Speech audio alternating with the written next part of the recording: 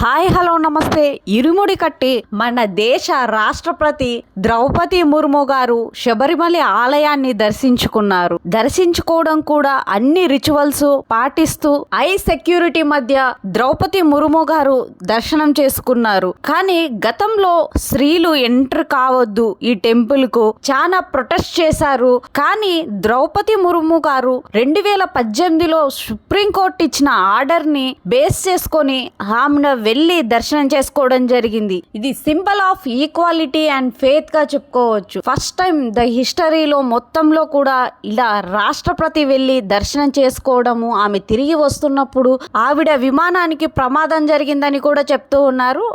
Landing సమయంలో wheel కు problem వచ్చినట్టు తెలుస్తూ ఉంది. కానీ సేఫ్ ల్యాండింగ్ అయితే చేశారు. ద్రౌపది ముర్ము గారు అయితే సేఫ్ గా ల్యాండ్ అయినట్టు తెలుస్తూ ఉంది. కానీ అక్కడ ఉన్న పూజారులు కానివ్వండి ఆమెను చాలా వెల్కమింగ్ గా ఆహ్వానించారు. ఇరుముడి కట్టి ఆమె దర్శనం అయితే మంచిగా చేసింది. దైవ ప్రసాదాలు కూడా అందుకోవడం జరిగింది.